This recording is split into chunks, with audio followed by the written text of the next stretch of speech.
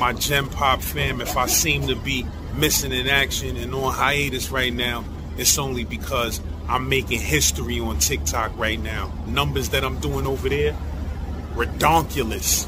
You heard? So make sure you slide over to my TikTok and see what's going on. I'm telling all my classic stories and new stories. And I'm officially doing my life story, Kids with Guns, on my TikTok page. So make sure you follow me. Hey, yo, shout out to the bro, Ohio Mike, you heard? The brother is also a prolific writer. Check his new book, Everything You Wanted to Know About Prison But Was Afraid to Ask, out on Amazon right now. You heard? Go cop that. Type in Michael Lee Wood on Amazon and check his other installments. You heard? He got a whole series that's fire. Check the stories. Type in St. Laz, Ohio Mike on YouTube and check the rest of the stories that we did. You heard? The brother has been incarcerated for over 40 years, since his mid-teenage years, and has been considered one of the most dangerous convicts in United States history. You heard? Make sure you check his book collection on Amazon. Tell him Z-Man Suicide Polo with the Ski Man sent you. Serial killers on Spotify. Got the kite from Gully, the line of mission. Design a glyphic that'll knock a rapper out despite the senses. Ayo, Gully TV presents Pillmatic 2, produced by P.A. Dre. You heard? Featuring some of hip-hop's finest. You can't do that in the feds. If you do that, you're in violation. Then you're going to get hands put on you. Nobody's allowed to tell a dude, you got to check in. You can't stay on the shot. No, he's got hands put on him. He's got to be blooded up. There's got to be some blood. He's got to take that beating. It depends on what he's done, how bad of a beating he's going to take.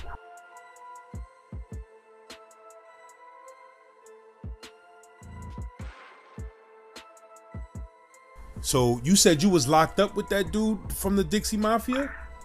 Yeah, we became good friends, and I met him back in, I got out of the ADX Federal Supermax in '99 when I first went there, and they classed me down to the USP Florence, and I went down the hill and went to the USP, and he was hanging around another guy that I got cool with at the ADX named Richard Lynn, Dickie Lynn. And Dickie Lynn's famous he's from Florida, but you know the back in the '70s and stuff when cigarette boats were popular and all the drug smuggling and stuff back in the '70s on the cigarette boats. He's the one that started all that. Dickie Lynn did.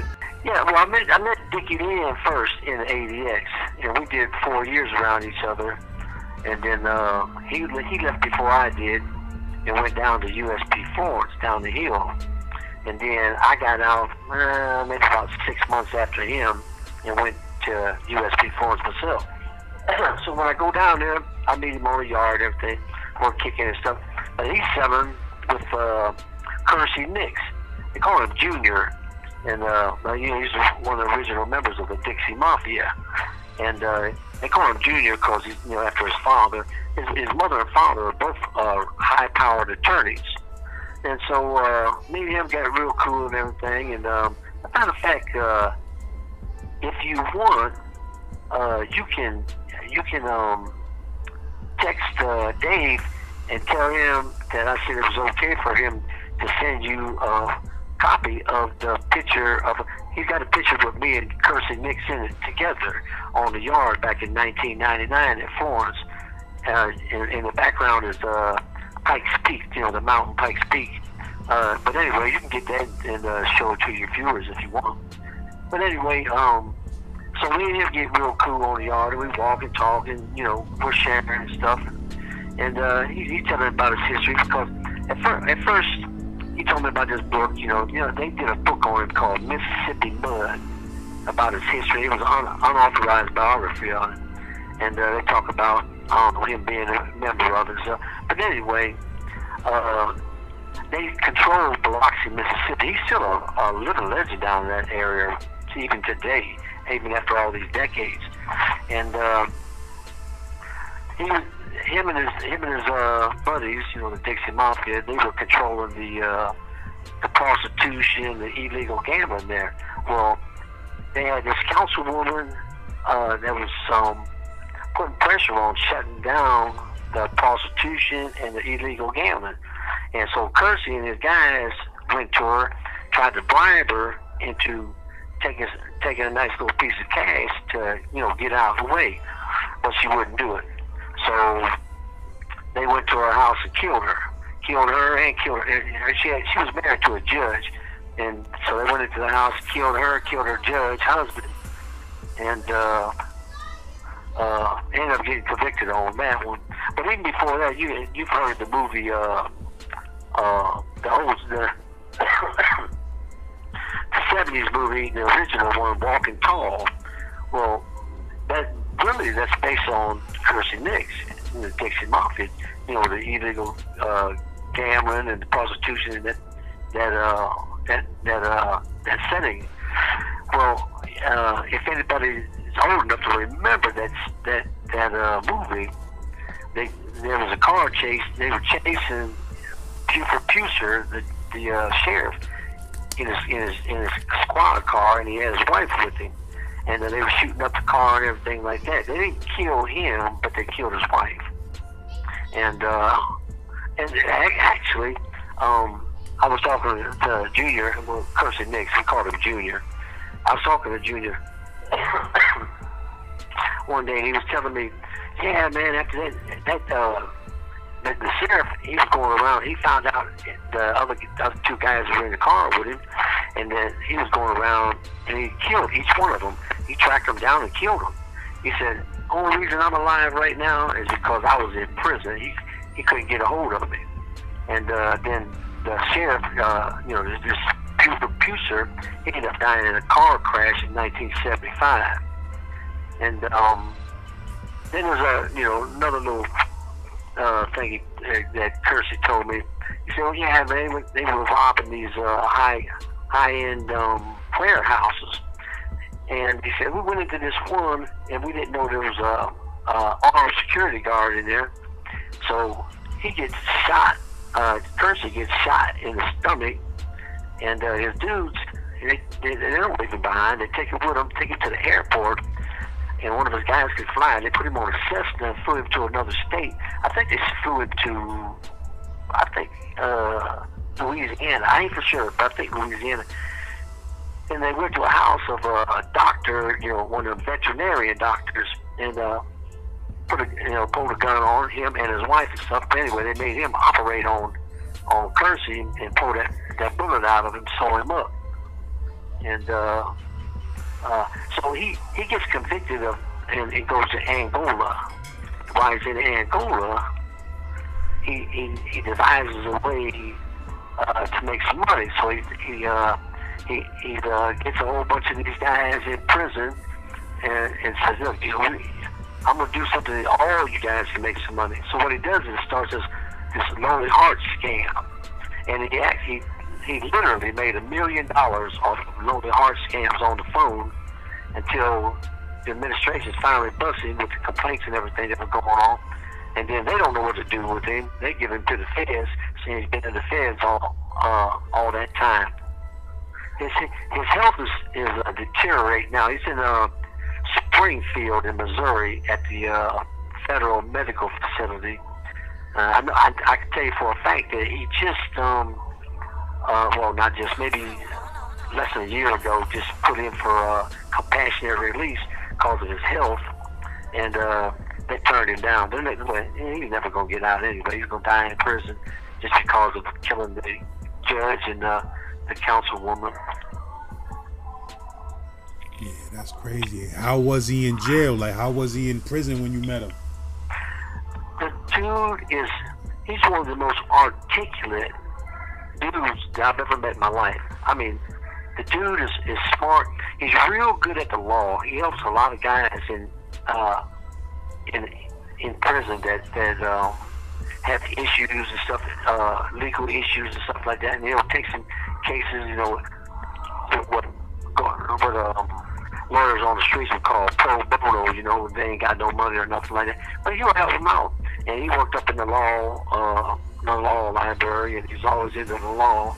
real good at it, and actually got a couple guys out of prison that I know of when I was there with him. And I spent a little over a year there in that prison, and then I ended up getting sent back to the Supermax, and I went back for another 4 years, and then I got out there and went to Terre Haute in Indiana. But yeah, he's a real smart guy, and real respectful and polite. Just, I mean, for me, I don't know how anybody else would look at him because they don't know him, but I generally like him. I mean, you don't just take pictures with dudes that you're not familiar with and enjoy it, because if you take pictures with guys that you're unfamiliar with, that you're probably going to be scratching those. I've seen plenty of pictures where, there'll be like 10 or 15 guys in the picture or whatever, and then you see the picture 2 years later, and 4 or 5 heads are blurred out, with a pencil pen, because the dude ended up being a rat or having getting caught for down there, found guilty, for being, rats on their co-partners, whatever it is, in the joint, on the streets, something like that. So you need to be real careful on who you get in the pictures with, because that does define who you are. Like, damn, if you're that careless about who you're taking a picture with, then, I got to keep my eye on you. You don't make very good decisions. That's a fact. A friend of mine was in Terre Haute. How is that? How was that jail when you first got there? That prison, like? Terre Haute, the old Terre Haute. They got a new one now. They opened a new one up in 2004 across the street from it. But the old Terre Haute, to me, that was the best USP I've ever been in my whole life. One, they had all the good movies. They had Inside Rec, and they had 2 big ass billiard tables. They had bikes that you could ride and watch videos when you're doing it. Like if you wanted to ride through the Alps and stuff, you could put that up, or anywhere, all 50 states, all that stuff. On the yard, there was only 2 USPs that had weights. It was that Terre Haute, and then it was Allenwood in Pennsylvania. Those are the only 2 prisons, penitentiaries that have weights in them. And so there was 2 big ass weight piles there. You could play full contact football on that yard. What else? They had the softball and the baseball and all that stuff like that. But that's one of the best. The blocks were just nasty though. I was in the big block, the biggest block there was, and it was an old penitentiary, and it was just nasty. Just a lot of creatures running around in there and fucking. I ended up getting bit by a brown recluse. Had to get operated on because they got a lot of brown recluse in that joint. You said you got bit by what? They did. A brown recluse, a spider. They're real poisonous, and but what they did was the prisons sealed up the basements like maybe 60 years or so ago. They bricked them up so that nobody could get down there. Well, everything's breathing in that motherfucker. Everything's just breathing down there. Rats, the spiders, everything. And so there's a lot of brown recluse in there, and they hide. They hide in dark spots, or they get in your clothes, stuff like that. So you got to make sure that when you put anything on your drawers or any socks, t-shirt, shake them out real tough. Shake the spiders out of them, or you're more apt to get bit. How you said you got bit though? In your cell? Yeah, no, I got bit. You have 1 minute remaining. Yeah, I'm assuming that I was in my cell. How you take your towel and your soap and everything, and the doors with you into the shower and stuff. So maybe one of them crawled in the underwear or something. I don't know, but I got bit, And then it locked me up there. I didn't know what it was. First I thought it was a pimple, because it looks like a pimple at first. And then I was like, And then I tried to bust it, little white stuff come out of it. And I was like, all right. When I left it alone, then a couple of days, it just started. I had to turn over to fucking, to wake up and move, from side to side. So finally, I went down to the infirmary, and this guy from Kathmandu, or I don't know where the hell he was from, or what he was, but he looks at it and says, "Oh, that's an ingrown boil. It'll come to the head, and it's just all right." Well, I didn't know. I thought, okay, it's an ingrown boil. I don't know what that is. I never had one before, but it just all the skin started dying around this thing, and then it got big as around as a silver dollar. So I go down, and it was on a Wednesday, because I remember, because every Wednesday in the feds, they have cheeseburgers and french fries. So I went down there and I seen AEW, a female AEW, and I explained the situation to her, showed her, and she's like, "Oh yeah, I'm gonna get you in to see the doctor." So I eat, I go back to the block. An hour later, they call me, so they wanted me at the infirmary. So I go down there, there's a doctor down there, and he's saying, "You think you were better over there?" I said, "Yeah." He said, "Where's it at?" And I showed him, and as soon as he looked at it, he said, "Put the operator ready, too. I need to operate on this guy." And so that's what he did, Then he shot me up and everything. He took a big old chunk of meat out of me, and then they put me on this antibiotic. He said, "Yeah, you're gonna have to go down to at nighttime for the next 7 days. It gets a powerful one for venom, anti-venom." So I go down there, and the guy that gives it to me, he said, "Now, when you get this, you're either going to piss or cry. If you pee or cry, you're either going to be red or orange, or cry red or orange." And I was for 7 days. I was peeing like orange Kool-Aid. What, from the medication? Yeah, from the anti-venom pill. For an antibiotic, anti-venom pill. That shit crazy. Yeah, but yeah, that's the only thing bad about this. Is it was nasty as far as that, but it was a joint, man, where you could do.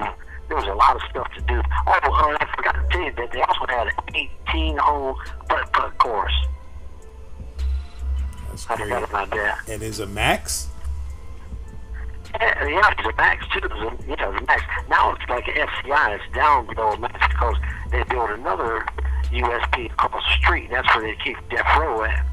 They keep the chair, the Death Row chair, at the FCI, which was the pen, and the dudes on Death Row, they keep them on the 3rd floor in the hole at the new USP across the street that opened up like 2004. You said you've been to both of those Terry Huts though? Yeah, been to both of them. How's that other one? I know we probably spoke about it before, but I don't remember. I don't remember if we spoke. I wasn't on. Yeah, that's what I was gonna say. I wasn't on the yard at the new one. See, what happened was when I caught, and we talked about this in one of the other podcasts that we did a while back. I talked about the case I caught at Terra Hut, where I tried to do it up and throw him off the top tier. And anyway, while I'm in the hole, waiting to see if I'm going to get indicted or not, that's when they open up the new Terra Hut, and they transfer everybody from the old Terra Hut to the new one and turn it into an FCI. And when I go straight over there to the hole, and I stay over there in the hole until I actually go back for the 3rd time to the federal supermax in Colorado. So I wasn't on the yard there. And nowadays, because anybody that's done time, I want to emphasize this, it was a good joint back then in the first few years, or X amount of years, I don't know how many, because I hadn't been there since then, but when the first opened up, it was a good joint. It was anybody in good standing could be there. But because they got so many child molesters and rats and stuff like that in the federal system, that can't live on the yards with motherfuckers with dudes that are in good standing. They made the new Terror Hut into like a hideout spot, you know, for dudes that are rats or child molesters. They got a lot, man. They got a lot. They got like 3 joints for the child molesters, you know, internet child molesters, just filling up spots in the feds. You know, there's 3 joints. There's the new Terror Hut, this Coleman 2, Coleman, Florida. Now, it's a dropout yards for dudes that trying to get out of gangs, and they go and debrief and tell on everything, stuff. They go there, along with child molesters and everything like that.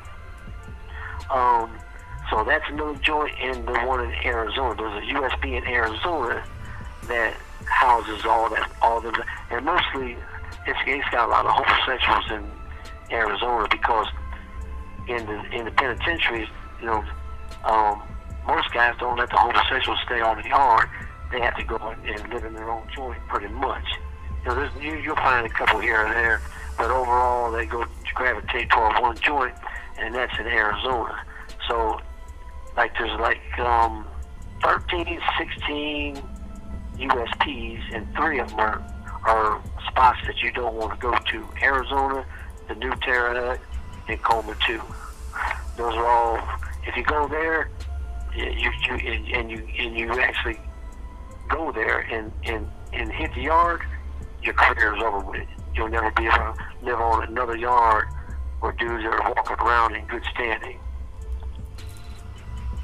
So, do they ever send dudes that got regular ass charges and cases to those spots?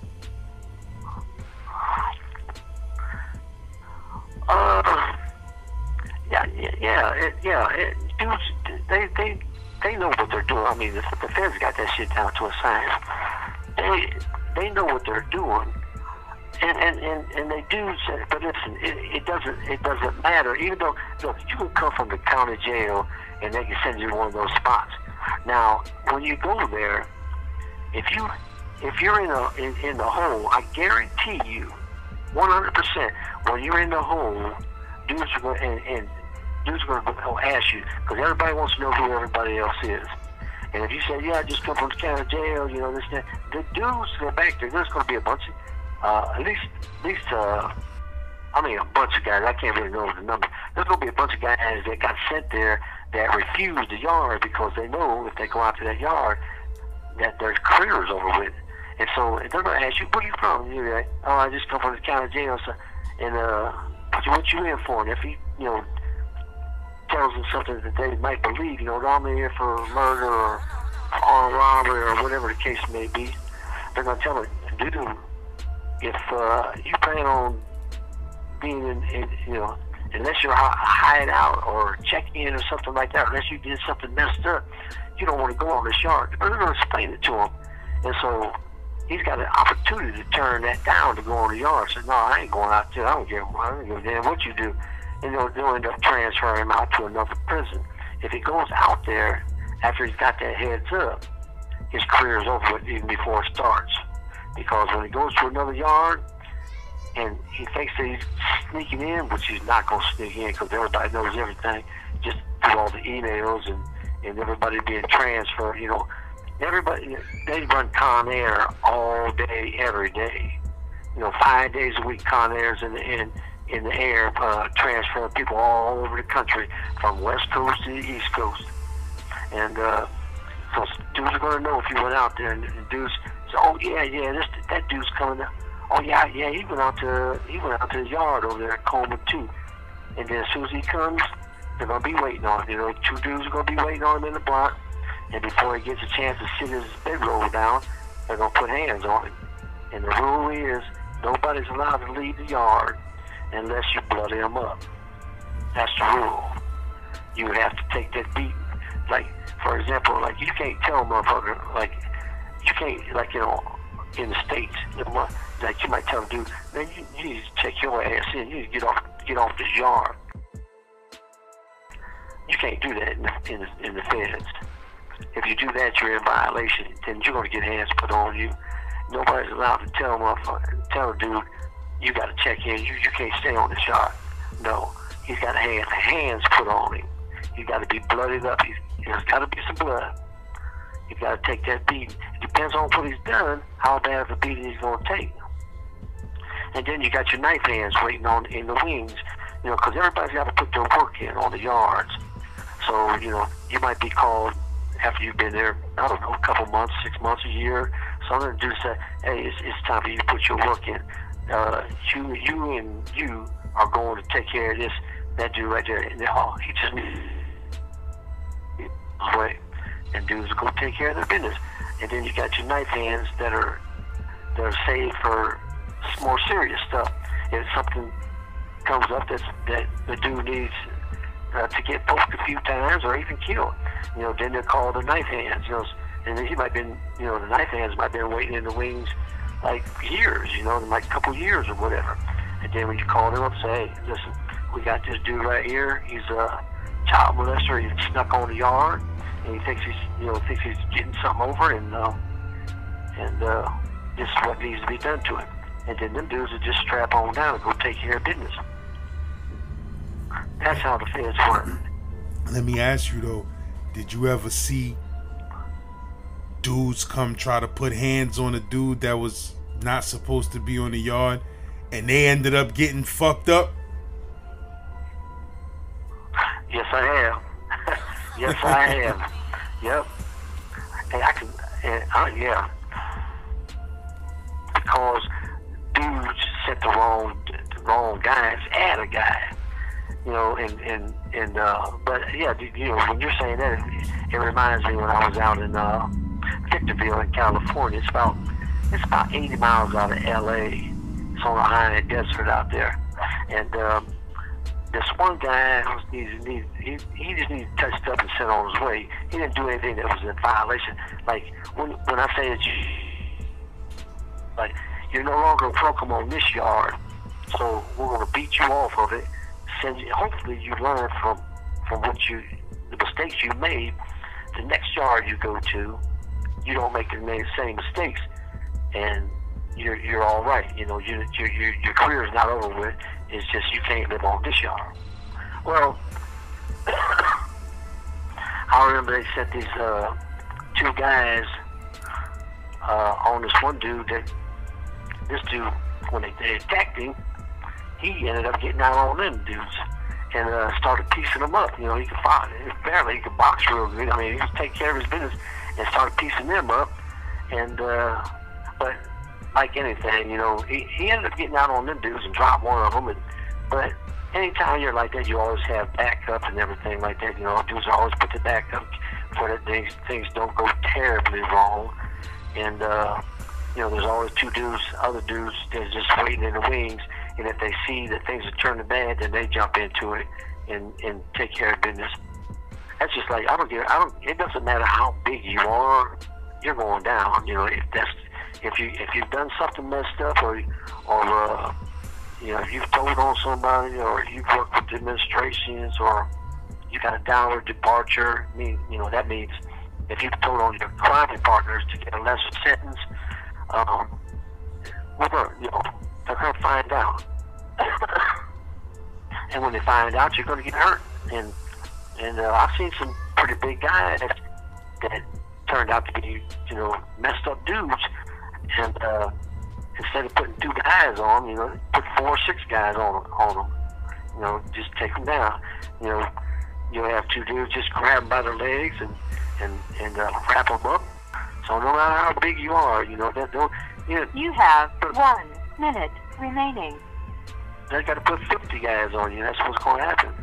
So, there's no win for you if you're messed up. If you come on that yard and you're messed up, eventually somebody's going to find something. It's going to come back. Somebody's going to find out. But I got 54 notorious high-profile pictures in that book, too. And color pictures, 54 of them. So make sure you expound on that, too. Hey, yo, shout out to the bro, Ohio Mike, you heard? The brother is also a prolific writer. Check his new book, Everything You Wanted to Know About Prison But Was Afraid to Ask. out on Amazon right now. You heard? Go cop that. Type in Michael Lee Wood on Amazon and check his other installments. You heard? He got a whole series that's fire. Check the stories. Type in St. Laz, Ohio Mike on YouTube and check the rest of the stories that we did. You heard? The brother has been incarcerated for over 40 years, since his mid-teenage years, and has been considered one of the most dangerous convicts in United States history. You heard? Make sure you check his book collection on Amazon. Tell him Z-Man Suicide Polo with the Ski Man sent you. Serial killers on Spotify. Got the kite from Gully, the line of mission. Design a glyphic that'll knock a rapper out despite the senses.